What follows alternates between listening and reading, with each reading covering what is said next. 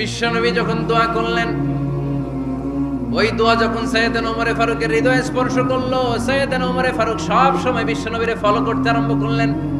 বিশ্বনবী ডানে গেলে লুকিয়ে লুকিয়ে ওমর ফারুক ডানে যায়, বিশ্বনবী বায়ে গেলে লুকিয়ে লুকিয়ে ওমরে ফারুক বায়ে যায়। বিশ্বনবী একবার মসজিদুল হারামে যে নামাজ পড়তে শুরু করলেন, ওমরে ফারুক তখন বিশ্বনবীর পিছু পিছু ছদ্মবেশে পেছন থেকে যে বিশ্বনবী কিভাবে নামাজ পড়ে দেখতে শুরু করলেন। বিশ্বনবী ইন দা মিন টাইম এশার নামাজে আল হাক্কাতুম আল হাক্কা তেলাওয়াত শুরু করে দিলেন। আল হাক্কাতুম আল হাক্কা তেলাওয়াত শুরু করে দিলেন। তেলাওয়াত করতে করতে বিশ্বনবী যখন তেলাওয়াত করতেছে, ওমরে ফারুক এরকম দুলতেছে আর মজা পাচ্ছে। ওমিয়া বিশ্বনবীর কণ্ঠ বুঝি আমার মতো কণ্ঠ, আপনার মতো কণ্ঠ, আহমদ বিন ইউসুফের কণ্ঠ, আব্দুল বাসিতের কণ্ঠ না। বিশ্বনবীর গলায় যে কি সুরের ঝংকার আল্লাহ দিয়েছেন, কি সুরের লহরী আল্লাহ দিয়েছেন, একবার যে শুনতো পাগল হয়ে যেত। আল্লাহু আকবার। বিশ্বনবী সূরা হাক্কা মন্ত্রমুগ্ধ তেলাওয়াতে, মন্ত্রমুগ্ধ সুর দিয়ে, মন্ত্রমুগ্ধ কণ্ঠ দিয়ে তেলাওয়াত করতে লাগলেন। এশার সালাতে ওমরে ফারুক দুলতে লাগলেন। ওমরে ফারুক যত শুনেন অবাক হয়ে যায়, যত শুনেন অবাক হয়ে যায়, যতই শুনে অবাক। কিরে? কারণ তিনি আরবি ভাষা বুঝতেন। এত সুন্দর শব্দের গাঁথনি, এত প্রাঞ্জল বর্ণনা, এত সুন্দর অন্তমিল, এটা কবিতা না হয়ে পারে না। উনি মনে মনে ভাবলেন এটা মনে হয় কবিতা। It might be poem, it could be poem. Muhammad মনে হয় কবি হয়ে গেছে, তার কাব্য প্রতিভা দিয়ে সে এটা বানিয়েছে। তা না হলে এত সুন্দর কথা, এটা কবিতা না হয়ে পারে। ইন দ্য মিন টাইম বিশ্বনবী কিন্তু দেখতেছে না যে পেছনে ওমর। বিশ্বনবী তেলাওয়াত করছিলেন, ইন দ্য মিন টাইম বিশ্বনবী পড়ছিলেন ওমা হুয়া বিকাউলি শাইরিন কলিলাম মা তুমিনুন। এই আয়াতের অর্থ হলো এটা কোনো কবির কথা নয়, খুব অল্প সংখ্যক লোকই তোমরা ঈমান আনো। সুবহানাল্লাহ পড়ে। এটাকে বলে কোইন্সিডেন্ট। কোইন্সিডেন্ট হুট করে অনেক সময় মিলে যায়, যায় কি যায় না? আপনি একজনের কথা ভাবতেছেন ভাবতেছেন, বাজারে গেলেন, বাজারে যেই দেখেন ওই লোকটা দাঁড়ায় আছে, এরকম হয় কি হয় না? কোইন্সিডেন্ট। ওমরে ফারুক মনে মনে যেটা ভাবতেছে ওই কথা দিয়ে বিশ্বনবী তেলাওয়াত করতেছে। আল্লাহু আকবার।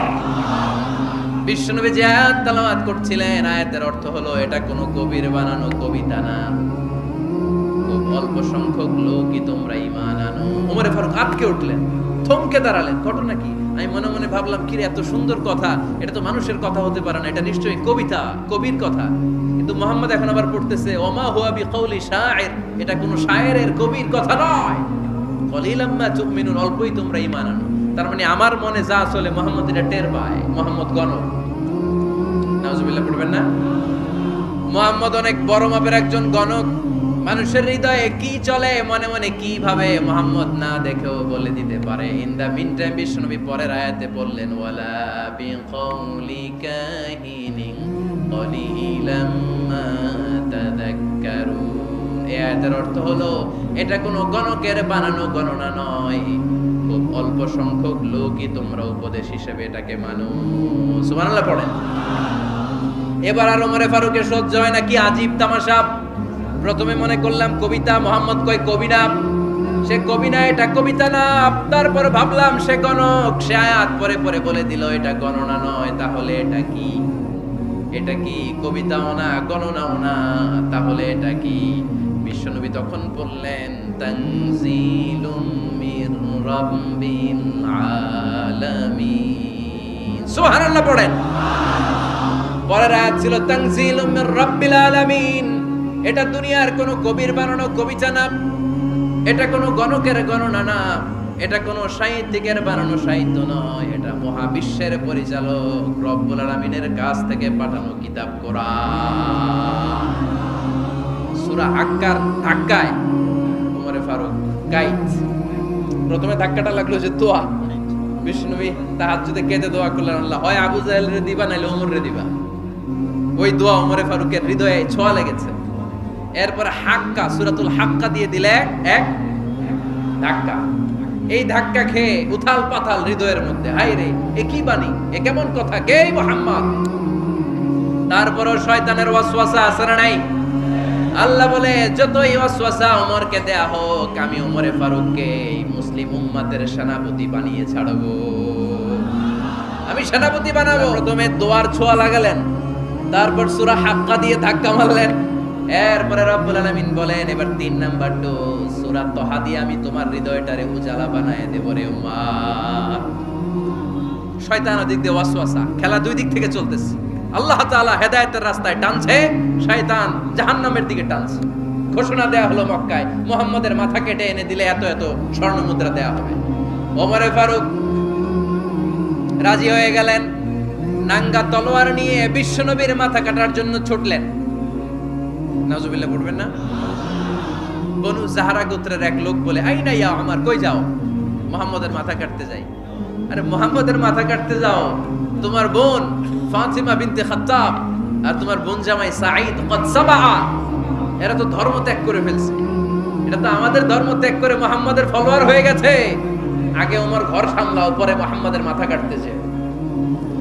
ওমরে ফারুক অবাক হয়ে গেলেন, তলোয়ার নিয়ে বিশ্বনবীর দিকে না যেয়ে নিজের বাড়ির দিকে চলে গেলেন। বিশ্বনবীর আপন বোন ফাতিমা বিনতে খাত্তাব, বোন জামাই সাঈদ আর খাব্বাব রাদিয়াল্লাহু তাআলা আনহু তিনজন মিলে সূরা তাহা তেলাওয়াত করছিলেন। পড়েন সুবহানাল্লাহ। মক্কায় লুকিয়ে লুকিয়ে দাওয়াত হতো। খাব্বাব রাদিয়াল্লাহু তাআলা আনহু একটা চামড়ার ফলকের মধ্যে সূরা তাহার কয়েকটা আয়াত এনে ওমরে ফারুকের বোন আর বোন জামাইকে শিক্ষা দিচ্ছে, ট্রেনিং দিচ্ছে। সুবহানাল্লাহ পড়েন। লুকিয়ে লুকিয়ে ওমরে ফারুক যখন ঘরে চলে আসলেন, এরা তটস্থ হয়ে গেল। সাইয়েদনা খাব্বাব বিছানার তলায় লুকিয়ে গেলেন। ওমরে ফারুক বললেন, দরজা খোলো। ফাতিমা বিনতে খাত্তাব দরজা খোলার পরে নির্মম ভাবে সাইয়েদনা ওমর রাদিয়াল্লাহু তাআলা আনহু বোনের গায়ে আঘাত শুরু করে দিল। বোন জামাইকে আহত করতে শুরু করলো আর বলতে শুরু করলো, তোরা পাগল হলি কেন? কি আছে ওই মুহাম্মাদের মধ্যে? কি জাদু নিয়ে এসেছে? সে যাই বলে লোকজন পাগল হয়ে যায়, সবাই তার উপর কালিমা পড়ে ঈমান এনে ফেলে। কি এমন জিনিস তোদের কাছে আছে যেটা দেখে মুহাম্মদকে তোরা ভালোবাসলি? কি আছে? কি পড়তেছিলি আমারে দেখা। ফাতেমা বলে, ইন্নাকা রিজসুন লা ইয়ামাসসুহু ইল্লাল মুতাহহারুন। ও আমার ভাই ওমর, তুমি নাপাক। তুমি কি?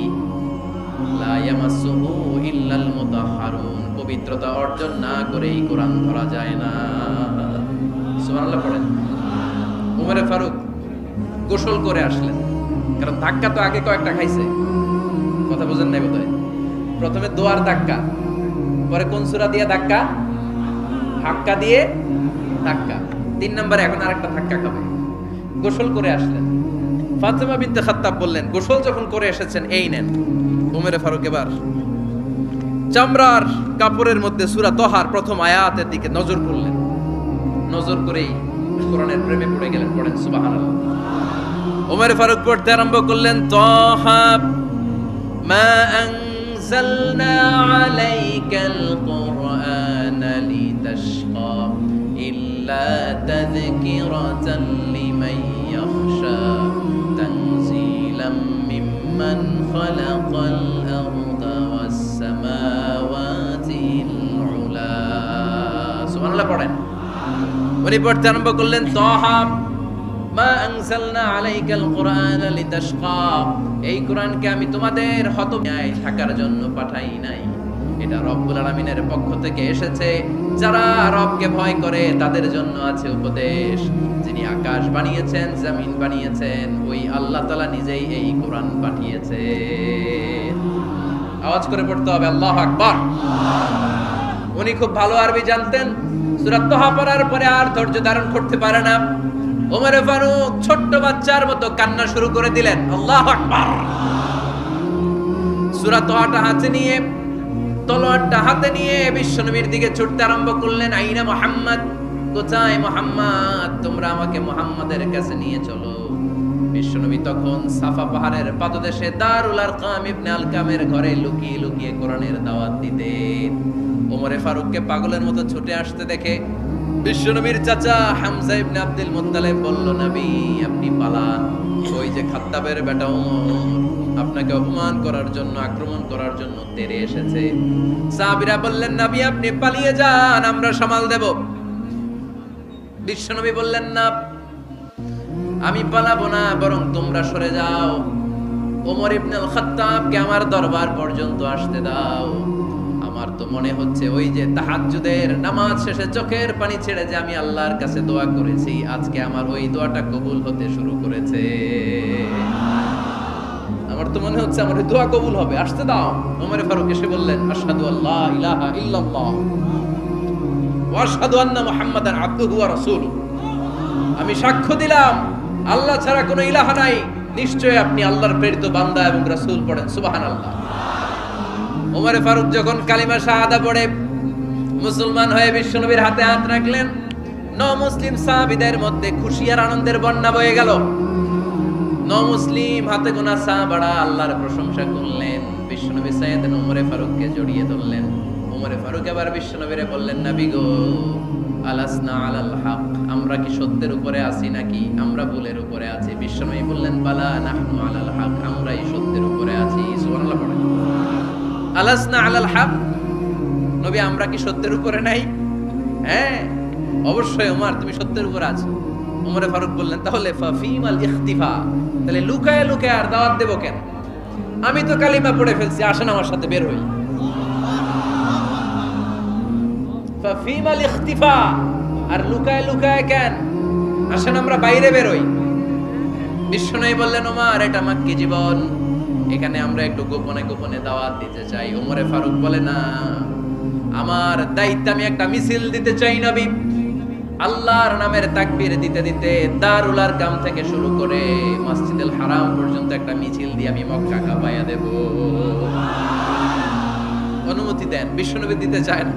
ওমর ফারুক অনেক বোঝানোর পরে স্বল্প পরিসরের একটা অনুমোদন পাওয়া গেল বিশ্বনবী সাল্লাল্লাহু আলাইহি ওয়াসাল্লামের কাছ থেকে। কিন্তু মিছিল যে দিবে, মিছিলের জন্য লোকের দরকার আছে না নাই? এখানে লোক নাই, আমি একাই মিছিল দিতেছি। এটা জমবে, মিছিল জমবে। খুঁজে উনি 11 জন মুসলিম সাহাবা পেলেন। কয়জন? ওমর ফারুক বললেন, 11 জনই সই। এই 11 জন নিয়েই আমি আল্লাহর নামের তাকবীর দিব। 2 লাইন করলেন। কয় লাইন? 2 লাইন। পেছনে 6 জন, আর এই লাইনের নেতা বানালেন বিশ্বনবীর চাচা হামজাকে রাদিয়াল্লাহু তাআলা আনহু। আর সামনে 5 জন, তার আগে দাঁড়ালেন উনি নিজেই। তাহলে 6 6 12। বললেন, এই 2 লাইনই আমরা তাকবীর দিতে দিতে, বেশি না, এই দারুল আরকামের ঘর থেকে, আপনারা জানেন যে সাফা মারওয়া এখন যে সাই হয়, এই সাফার পাদদেশে ছিল দারুল আরকামের ঘর। উনি বললেন, এখান থেকে ওই যে কাবার গিলাফ দেখা যায়, কাবার গিলাফ পর্যন্ত আমরা এই তাকবীর নিয়ে ওখানে যাব। সুবহানাল্লাহ পড়বেন না? ওখানে উনি দাঁড়িয়ে ছোট্ট একটা ভাষণ দিয়েছিলেন। উনি বলেছিলেন, মান আরাদা আন তাসকুলা উম্মু ওয়া ইয়াতামা ওয়ালাদু ওয়া তারমিলা যাওজাতুহু ফালিয়াসুদ্দানি। খেয়াল করে শুনেন, কান দুইটা খরগোশের কানের মতো খাড়া করেন। উনি এক বাক্যের একটা ভাষণ দিলেন। ভাষণ দিতে জানলে বড় ভাষণ দেয়া লাগে না। এক বাক্যের ভাষণ দিয়ে গোটা বিশ্বকে ঝাঁকুনি মারা যায়। চিল্লায় বলো ঠিক কিনা? ওমর ফারুক এক বাক্যের একটা ছোট্ট ভাষণ দিলেন। মান আরাদা আন তাসকুলা উম্মু, কে আছো মায়ের এই মক্কায়, কে আছো মায়ের বুক খালি করতে চাও? ইয়াতামা ওয়ালাদু, কে আছো বাচ্চাগুলারে, নিজের সন্তানগুলোরে ইয়াতিম বানাতে চাও? কে আছো তারমিলা যাওজাতুহু, নিজের স্ত্রীকে বিধবা বানাতে চাও? ফালিয়াসুদ্দানি, বুকের পাটা থাকলে আমি ওমর রে থামাও। ফালিয়াসুদ্দানি, দেখি মক্কায় কার এত বড় বুকের পাটা? কে আছো মায়ের বুক খালি করতে চাও, সন্তান রে এতিম বানাতে চাও, স্ত্রীকে বিধবা বানাতে চাও? ফালিয়াসুদ্দানি, পারলে আমারে ঠেকাও। এই বলে উনি আল্লাহু আকবার, আল্লাহু আকবার, আল্লাহু আকবার বলে স্লোগান শুরু করে দিলেন। এক এক স্লোগানে মক্কার মরুজমিন থারথার করে কাঁপতে আরম্ভ করল। এই মিছিল মক্কার কেউ দেয় না। মিছিলের আওয়াজ শুনে আবু জাহেল বাইরিস, উতবা বাইরিস, শাইবা, ওয়ালিদ ইবনে মুগিরা সব বের হয়েছে। কিরে, আমার এলাকায় এত বড় স্লোগান, কার এত সাহস? বের হয়ে দেখে মিছিলের সামনে ওমর। ওমর রে দেখে দিছে এক দৌড়। কারণ ওমরে ফারুককে থামানোর মতো বাপের বেটা মক্কায় দ্বিতীয়টা কেউ ছিল না। আওয়াজ করে বলেন ঠিক কিনা? ওমরে ফারুক আল্লাহু আকবার, আল্লাহু আকবার বলে স্লোগান দিতে দিতে মসজিদুল হারামের ভেতরে ঢুকে গেল। কাবার গিলাফ ধরার পরে সেদিন মিছিল থেমেছে ওই আল্লাহর নামের স্লোগান। সেদিন কেউ থামাতে পারে নাই, কিয়ামত পর্যন্ত কেউ থামাতে পারবে না। চিল্লায় বলো ঠিক কিনা? একটা ওমরের দরকার, আমাদের বেশি চাই না। জোরে বলেন ঠিক কিনা? দাও খোদা দাও আমায় আবার ওমর দারাজ দিল, দাও খোদা দাও আমায় আবার ওমর দারাজ দিল। সেনানি, আলীর মতো বীর সেনানি, জাগাতে নিখিল। দাও খোদা দাও আমায় আবার উমর দারাজ দিল। সুবহানাল্লাহ পড়েন।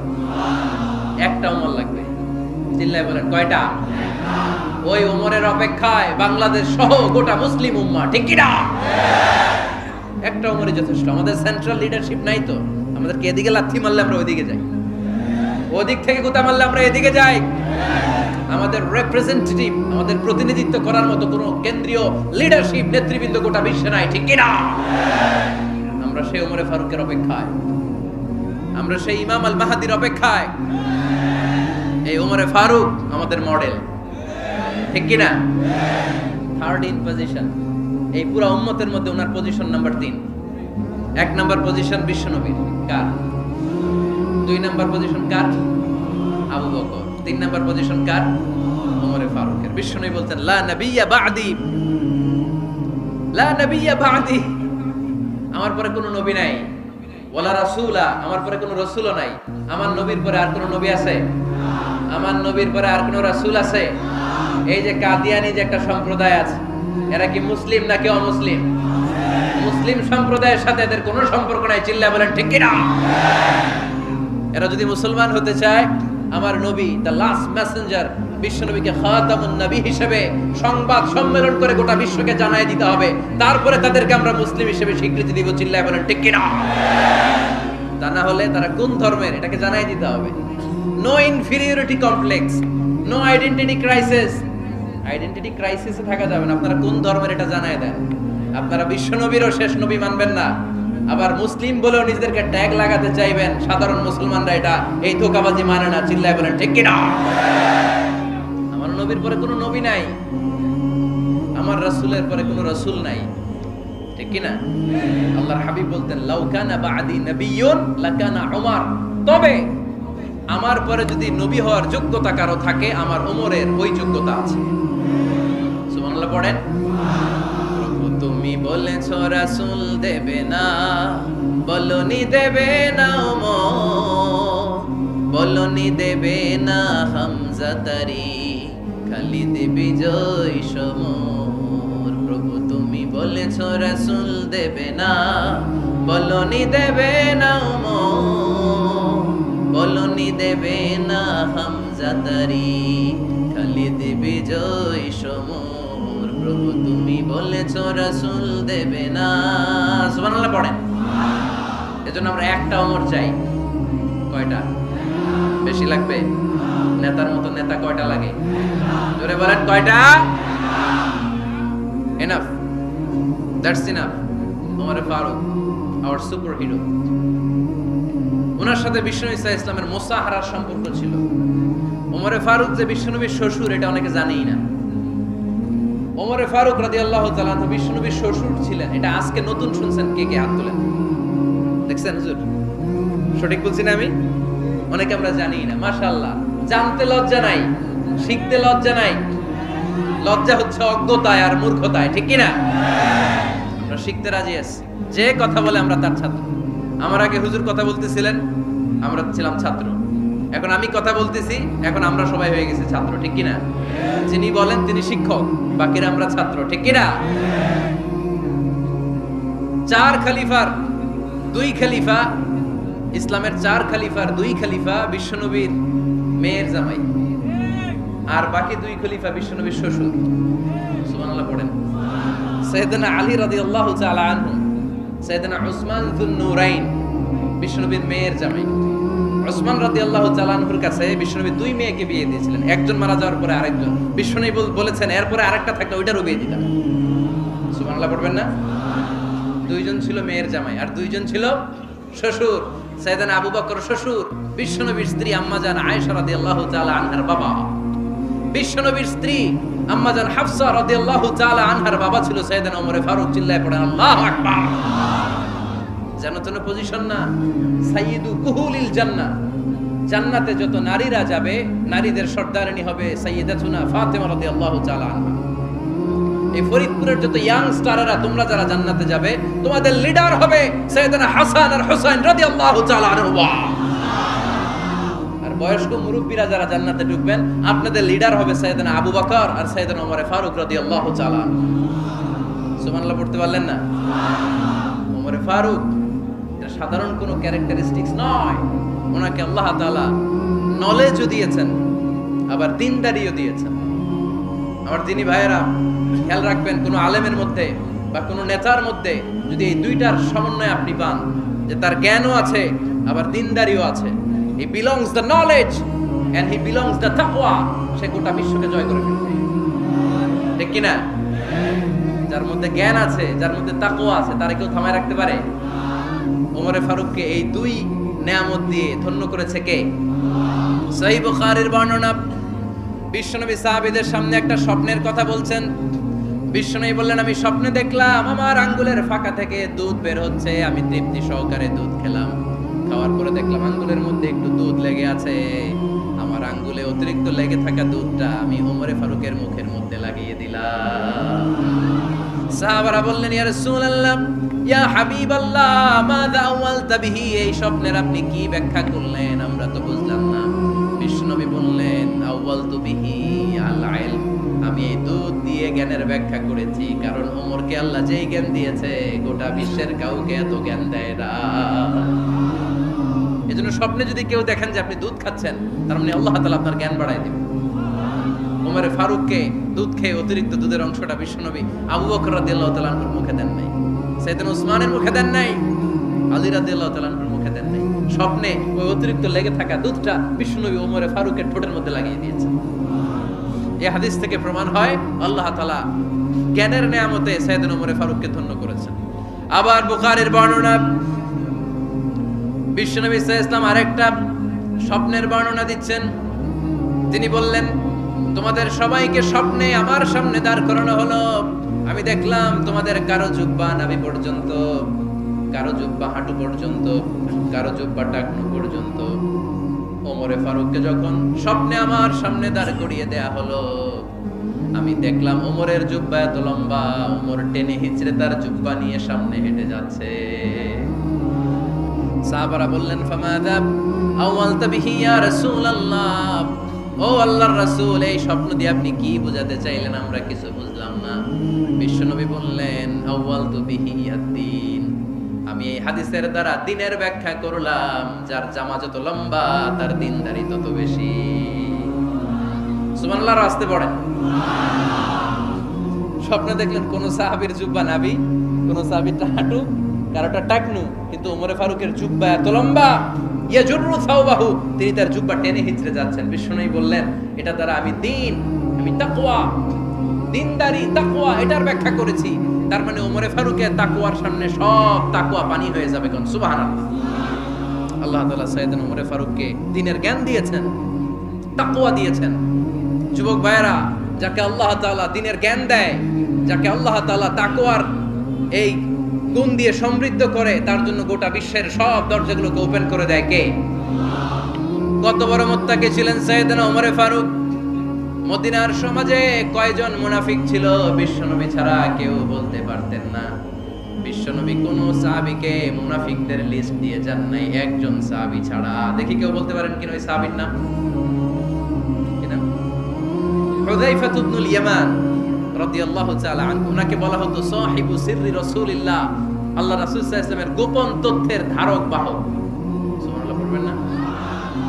বিশ্বনবী ইন্তেকালের আগে মদিনার সমাজে মোট কয়জন মুনাফিক আছে এই তথ্য আবু বকরকে বলেন নাই, ওমর রাদিয়াল্লাহু তাআলা আনহুকে বলেন নাই, উসমান রাদিয়াল্লাহু তাআলা আনহু, আলী রাদিয়াল্লাহু তাআলা আনহু, আশারাতুল মুবাশশিরিনা বিল জান্নাহ কোন সাহাবীকে বলেন নাই। শুধুমাত্র কেবলমাত্র একমাত্র হুযায়ফা ইবনুল ইয়ামান রাদিয়াল্লাহু তাআলা আনহুর কাছে মুনাফিকদের লিস্টে বিশ্বনবী দিয়ে গিয়েছে। সুবহানাল্লাহ। মদিনায় কারা কারা মুনাফিক কেউ জানতো না হুযায়ফা ছাড়া। কে ছাড়া? নামটা আজকে মুখস্থ করেন, যাতে অন্য কোনো ওয়াজে কেউ জিজ্ঞেস করলে বলতে পারেন। মুনাফিকদের লিস্ট যে সাহাবীর কাছে বিশ্বনবী দিয়ে গিয়েছিলেন, সাহাবীর নাম কি? নাম? নামটা কেমন লাগে? ভাল লাগে? অনেকে আমারে জিজ্ঞেস করে, হুজুর আমার ছেলে হবে আগামী মাসে, একটা নাম দেন। নাম দিয়ে দিলাম হুজাইফা। যাদের হবে ছেলে, এলাকায় যাদের নেক্সট কয়েক মাসে ছেলে হবে, খালি হুজাইফা চলবে।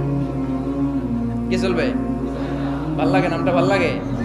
রাইখেন, অনেক সুন্দর নাম। উনি জানতেন মুনাফিক কারা। দেখেন ওমরে ফারুকের তাকওয়ার লেভেলটা কত হাই। ওমরে ফারুক একদিন হুজাইফা রাদিয়াল্লাহু তাআলা আনহুর কাছে গেলেন, যে বললেন, হুজাইফা, বিশ্বনবী ইন্তেকালের আগে মুনাফিকদের নামের লিস্টটা কারো কাছে দেয় নাই, আমার জানা নাই, সাইয়েদনা আবু বকরের জানা নাই, কোন সাহাবীর জানা নাই, তুমি ছাড়া। আমি তোমার কাছে জানতে চাই, আমি ওমরের নামটা ওই মুনাফিকদের খাতায় আছে কিনা আমার একটু বলো। আমার ওমরের নামটা ওই মুনাফিকদের লিস্টিতে একটু আছে কিনা, নামটা একটু বলো। যদি থাকে আমি ভালো হয়ে যাব, আমি নেফাকি দূর করে পাক্কা মুমিন হতে চাই। আমার নাম যদি মুনাফিকের লিস্টে থাকে আমি তো শেষ। হুজাইফা চোখের পানি ছেড়ে দিয়ে বলে, আমিরুল মুমিনিন, কেমন প্রশ্ন করলেন আপনি? আপনি বিশ্বনবীর শ্বশুর, এই উম্মতে আপনার পজিশন 3 নাম্বার। আপনারে মুনাফিকরা ভয় পায়, শয়তান আপনারে ভয় পায়। আপনি জান্নাতে সব বয়স্ক লোকদেরকে নিয়ে জান্নাতের মধ্যে আগে আগে ঢুকবেন, কেমন করে মুনাফিকদের কাতারে আপনার নাম থাকতে পারে? ওমর সুবহানাল্লাহ পড়েন। কি বিনয়ী, কি তাকওয়া। হুজাইফাকে যে ধরতেন, হুজাইফা একটু বলো না আমার নামটা মুনাফিকদের লিস্টিতে আছে কিনা। ওমরে ফারুকের যদি এই টেনশন থাকে যে আমি মুনাফিক হয়ে গেলাম কিনা, আমাদের এই টেনশন থাকার দরকার আছে না নাই? হ্যাঁ, এজন্য সব সময় আল্লাহর কাছে দোয়া করতে হবে, আল্লাহ তুমি নেফাকি থেকে আমাদেরকে বাঁচাও। আরো জোরে পড়েন আমিন।